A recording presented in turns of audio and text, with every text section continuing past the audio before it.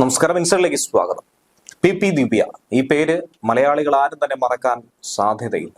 കണ്ണൂർ മുൻ ADM ആയിരുന്ന നവീൻ ബാബുവിന്റെ മരണവുമായി ബന്ധപ്പെട്ട് ആരോപണ വിധേയയായ പി ദിവ്യക്കെതിരായിട്ടുള്ള അന്വേഷണം ഇപ്പോഴും പുരോഗമിച്ചുകൊണ്ടിരിക്കുകയാണ്. ഈ സാഹചര്യത്തിൽ ഏറ്റവും അധികം മാധ്യമ വേട്ടക്കിരയായ, മാധ്യമ വിചാരണക്കിരയായ ഒരു വ്യക്തി എന്ന നിലയിലുള്ള സമര പരിപാടികളും മാധ്യമ ചാനലുകൾക്കും ഒപ്പം യൂട്യൂബ് ചാനലുകൾക്കുമെതിരെ നിരവധി കേസുകൾ നൽകിയുമൊക്കെ പി ദിവ്യ മുന്നോട്ട് പോയിക്കൊണ്ടിരിക്കുകയാണ്. തന്നെ വിമർശിച്ചവർക്കും ക്രൂശിച്ചവർക്കുമെതിരായിട്ടുള്ള കടുത്ത നടപടിയാണ് ദിവ്യ സ്വീകരിക്കുന്നത്. ഈ സാഹചര്യത്തിലാണ് റിപ്പോർട്ടർ ചാനലിലെ പ്രധാന മാധ്യമ പ്രവർത്തകൻ കൂടിയായിട്ടുള്ള ഡോക്ടർ അരുൺകുമാറിനെതിരെ അതിശക്തമായ വിമർശനവുമായി ഒരു സോഷ്യൽ മീഡിയ കുറിപ്പുമായി കൂടി രംഗത്ത് വന്നിരിക്കുന്നത്. എങ്ങനെ ഒരു മാധ്യമ പ്രവർത്തകനാകരുത് എന്നുള്ളതിന്റെ ചില സൂചനകൾ എന്തൊക്കെയാണെന്നുള്ളതും പി ദിവ്യ തന്നെ പറയുന്നു. ഇതിനാധാരമായിട്ടുള്ളത് കലോത്സവത്തിനിടയിൽ പെൺകുട്ടിയോട് ദ്വയാർത്ഥ പ്രയോഗം നടത്തിയെന്ന കേസിൽ റിപ്പോർട്ടർ ചാനലിനെതിരെ പോക്സോ കേസെടുത്ത് മുന്നോട്ട് നീങ്ങുന്ന ഒരു സാഹചര്യത്തിൽ കൂടിയാണ്. സ്കൂൾ കലോത്സവത്തിൽ റേറ്റിംഗ് കൂട്ടാൻ നടത്തിയ അഭ്യാസങ്ങളുടെ തുടർച്ചയാണ് ഇപ്പോഴത്തെ കേസെന്നും റിപ്പോർട്ടർ ചാനൽ വന്നതിന് ശേഷം ചാനൽ സംസ്കാരത്തിൽ കാര്യമായ മാറ്റം വന്നു എന്നുള്ള ആക്ഷേപങ്ങൾ കൂടി ഉണ്ടാകുന്ന ഘട്ടത്തിലാണ് കൺസൾട്ടിംഗ് എഡിറ്റർ കൂടിയായിട്ടുള്ള അരുൺകുമാർ അടക്കം നിരവധി ആളുകളെ പ്രതിയാക്കി ചേർത്തിരിക്കുന്നത്. ഒന്നാം പ്രതിയായി അരുൺകുമാറും ഒപ്പം റിപ്പോർട്ടർ ഷഹബാസ് രണ്ടാം പ്രതിയും പിന്നാലെ കണ്ടാലറിയാകുന്ന മറ്റൊരാളെ മൂന്നാം പ്രതിയായും ഉൾപ്പെടുത്തിയിട്ടുണ്ട്. ഈ സാഹചര്യത്തിലാണ് കടുത്ത വിമർശനം പി ദിവ്യ ഉയർത്തിയിരിക്കുന്നത്. കലോത്സവത്തിന് എത്തിച്ചേർന്ന പെൺമക്കളോട് പോലും കമന്റ് അടിച്ച് റേറ്റിംഗ് കൂട്ടാനുള്ള ശ്രമം എന്ത് മാധ്യമധർമ്മമാണെന്ന ചോദ്യമാണ് നവീൻ ബാബു കേസിലെ പ്രതി കൂടിയായ പി ദിവ്യ ചോദിക്കുന്നത്. റിപ്പോർട്ടർ ചാനലിൽ ബ്രേക്കിംഗ് ന്യൂസ് ഒന്നും കണ്ടില്ലെന്നും അവർ ഫേസ്ബുക്ക് പോസ്റ്റിൽ തന്നെ പറയുന്നു. പി ദിവ്യയുടെ ഫേസ്ബുക്ക് പോസ്റ്റിന്റെ പൂർണ്ണ രൂപം അതിങ്ങനെയാണ്: റിപ്പോർട്ടർ ചാനലിലെ 3 മാധ്യമ പ്രവർത്തകർക്കെതിരെ പോക്സോ കേസ് എടുത്തിരിക്കുന്നു. ബ്രേക്കിംഗ് ഒന്നും കണ്ടില്ല. സ്കൂൾ കലോത്സവത്തിന് എത്തിച്ചേർന്ന പെൺമക്കളോട് പോലും കമന്റ് അടിച്ച് റേറ്റിംഗ് കൂട്ടാനുള്ള ശ്രമം എന്ത് മാധ്യമധർമ്മമാണ്? തിരുവനന്തപുരം കന്റോൺമെന്റ് പോലീസാണ് കേസ് രജിസ്റ്റർ ചെയ്തിരിക്കുന്നത്. അപ്പൊ പിന്നെ ഇനി എങ്ങനെ?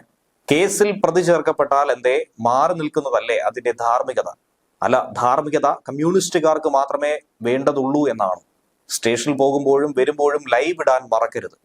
ആടിനെ പട്ടിയാക്കുന്ന, പട്ടിയെ പേപ്പട്ടിയാക്കി തല്ലിക്കൊല്ലുന്ന ഗീവൽസ്യൻ കോട്ടിട്ട അഭിനവ ചാനൽ ജഡ്ജിമാരുടെ അവതരണ റിപ്പോർട്ടിംഗ് പ്രതീക്ഷിക്കുന്നു. അപാരമായ കഴിവുള്ള അവതാരക സിംഹങ്ങൾ കുറെ അവിടെ ഉണ്ടല്ലോ. നിയമത്തിന്റെ വഴിക്ക് പോകണമെന്നതാണ് ശരി.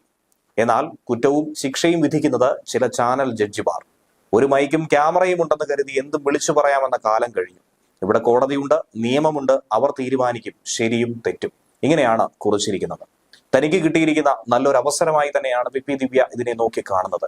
തനിക്കെതിരെ, താൻ ചെയ്ത തെറ്റിനെതിരെ വിമർശനം ഉന്നയിച്ച സകലമാന മാധ്യമ ചാനലുകൾക്കും അവതാരകർക്കുമെതിരെ തിരിയാനുള്ള ഒരു വലിയ ആയുധമാക്കി കൂടി ഇതിനെ നോക്കി കാണുന്നു എന്ന് വേണം ഈ പോസ്റ്റ് കണ്ടതിന് ശേഷം പലരും പറഞ്ഞിരിക്കുന്നത്, കുറിച്ചിരിക്കുന്നത്.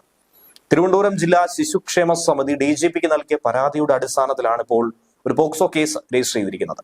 സംസ്ഥാന സ്കൂൾ കലോത്സവം, അതുമായി ബന്ധപ്പെട്ട വാർത്താവതരണം, അതിനു മുൻപുണ്ടായ ഒരു റിപ്പോർട്ടിംഗ്, ഇതിലായിരുന്നു സഭ്യമല്ലാത്ത ഭാഷയിൽ ഡോക്ടർ അരുൺകുമാർ സംസാരിച്ചു, ദ്വയാർത്ഥ പ്രയോഗം നടത്തി എന്നത് ബന്ധപ്പെട്ട് കേസെടുത്തത്.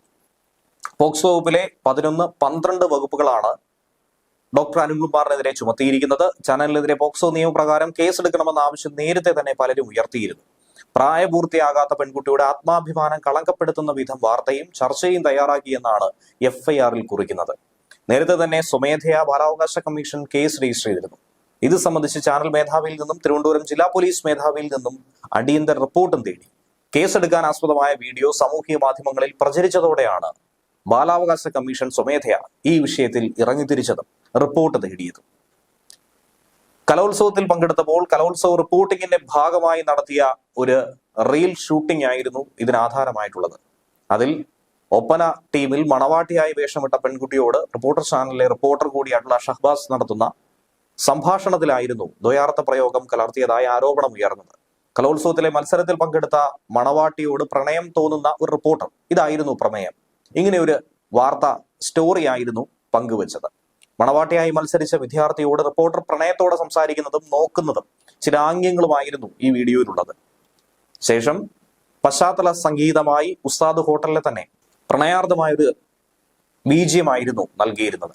ശേഷം ഇതിന് പിന്നാലെ അവതാരകൻ കൂടിയായിട്ടുള്ള അരുൺകുമാർ ഉൾപ്പെടെ നിരവധി ജേർണലിസ്റ്റുകൾ ഇരുന്ന് അഭിനയിച്ച റിപ്പോർട്ടറോടും മറ്റ് സഹപ്രവർത്തകരോടും ഈ വിദ്യാർത്ഥിയെക്കുറിച്ച് ചോദിക്കുകയും ചില കാര്യങ്ങൾ പറഞ്ഞ് കളിയാക്കുകയും ചെയ്യുന്ന ഒരു ചർച്ചയാണ് റിപ്പോർട്ടർ TV തന്നെ സംപ്രേഷണം ചെയ്തത്. അതിന് തൊട്ട് പിന്നാലെ വളരെ ഗുരുതരമായ വിമർശനങ്ങൾ കേൾക്കേണ്ടി വന്നിരിക്കുന്നു. അതിനെതിരെ തന്നെയാണ് ഇപ്പോൾ വലിയ വിവാദമുണ്ടായി മാറിയിരിക്കുന്നത്.